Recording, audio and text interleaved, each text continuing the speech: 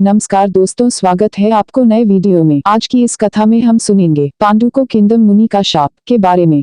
हस्तिनापुर का शासक बन जाने के पश्चात राजा पांडु एक भारी सेना लेकर विजय अभियान पर निकल पड़े। प्रदेश पर प्रदेश जीतते हुए उन्होंने खूब ख्याति प्राप्त की। महीना भर लगातार विजय प्राप्त करने के पश्चात वे विजित शासकों से प्राप्त अपार धन संपत्ति लेकर अपनी राजधानी लौट आए। उन्होंने सारा धन रानी सत्यवती तथा भीष्म पितामह के चरणों में रख दिया। राजमाता सत्यवती पांडु के कारनामों से इतना प्रसन्न हुई कि उन्होंने निर्धनों तथा भिखारियों को जी खोलकर दान दिया। अब राजा पांडु ने अपनी दोनों रानियों सहित कुछ समय के लिए वन विहार करने की सोची। अतः सारा राज्य प्रबंध अपने बड़े भाई धृतराष्ट्र को सौंपकर वे हिमालय के दक्षिणी अंचल में स्थित मनोहारी प्रदेशों में घूमने के लिए चले गए। सब कुछ ठीक ठाक चल रहा था, परंतु अचानक एक अप्रिय घटना हो गई। राजा पांडु ने एक मनोरम स्थान पर भ्रमण करते हुए एक हिरण को अपनी हिरणी के साथ सहवास करते हुए देखा तो उन पर बाण चलाकर हिरण दंपति को घायल कर दिया। वे हिरण तथा हिरणी वास्तव में किंदम मुनि तथा उनकी पत्नी थे, जो हिरण हिरणी के रूप में सहवास का आनंद ले रहे थे। राजा के बाणों से घायल होकर वे धरती पर गिरते ही मानव रूप में आ गए। असीम पीड़ा से कराहते हुए मुनि ने राजा से कहा, राजन, आपसे घोर पाप हो गया है। ऐसे समय में तो कोई व्याध भी किसी पशु का वध नहीं करता। सच्चा क्षत्रिय युद्ध के लिए अनुद्यत शत्रु पर भी आक्रमण नहीं करता। आपको हम पर बाण चलाने हेतु तब तक प्रतीक्षा करनी चाहिए थी जब तक हम सहवास से निवृत्त न हो जाते। राजा के पास मुनि के शब्दों का कोई उत्तर नहीं था। मुनि ने उन्हें शाप दे दिया, तुमने एक दंपति को सहवास करते समय मारा है, अतः तुम भी ऐसी ही मृत्यु को प्राप्त होगे तथा तुम्हारी रानी भी तुम्हारे साथ ही मृत्यु को प्राप्त हो जाएगी।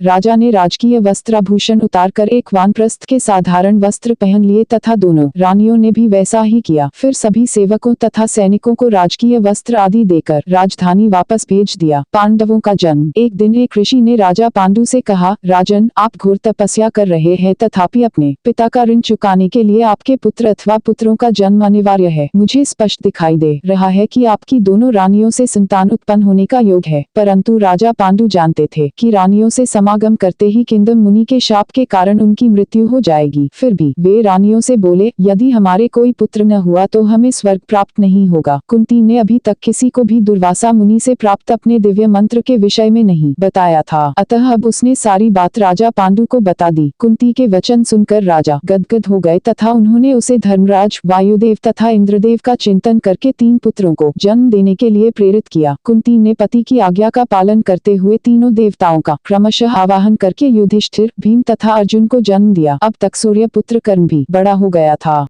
यह देखकर कि कुंती 3 देव पुत्रों की मां बन चुकी है, माद्री के मन में भी पुत्र उत्पत्ति की इच्छा जाग उठी। अतः उसने कुंती से सहायता की याचना की। कुंती ने उसे भी वही मोह प्रयोग में लाने की विधि बता दी। अतः माद्री ने अश्विनी कुमारों का चिंतन करके उनसे 2 जुड़वा पुत्रों नकुल तथा सहदेव को जन्म दिया। फलतः राजा पांडु 5 होनहार पुत्रों के पिता बन गए। पांडु का स्वर्गवास। वानप्रस्थ बन जाने के पश्चात पांडु अपनी दोनों रानियों तथा 5 पुत्रों सहित वन में ही रहे। 16 वर्ष बीत गए तथा तीसरा पुत्र अर्जुन 14 वर्ष का हो गया, अतः उसका जन्म दिवस बड़ी श्रद्धा तथा खुशी से मनाया गया। दोनों रानियों ने अत्यंत सुंदर कपड़े पहन लिए। माद्री तो उस दिन विशेष रूप से आकर्षक दिखाई दे रही थी। उसे देखकर राजा पांडु स्वयं पर नियंत्रण न रख पाए। कुंती को ब्राह्मणों की सेवा में व्यस्त देखकर पांडु रानी माद्री को एक मनोरम एकांत स्थान पर ले गए तथा उसे प्रेम पूर्वक बाहों में भरकर सहवास की इच्छा प्रकट की। माद्री ने उन्हें किंदम मुनि के शाप के विषय में स्मरण करवाया, परंतु राजा ने उसे लाख प्रयत्न करने पर भी नहीं पड़े तथा माद्री ने बिलख बिलख कर विलाप करना आरंभ कर दिया।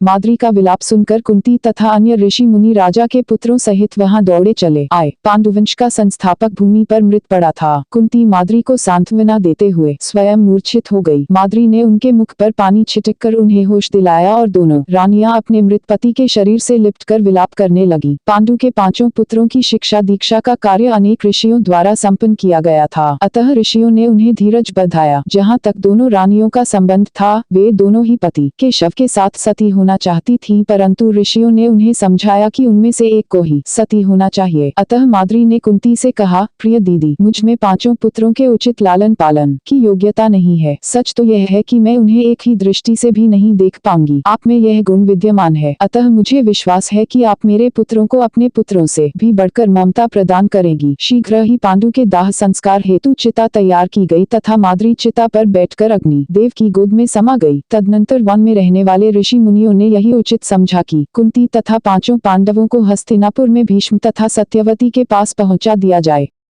ये कथा सुनने के लिए आपका बहुत बहुत धन्यवाद। अगर कथा अच्छी लगी हो तो वीडियो को लाइक, शेयर और चैनल को सब्सक्राइब जरूर करें। कमेंट में राधे राधे जय श्री कृष्णा लिखना ना भूलें।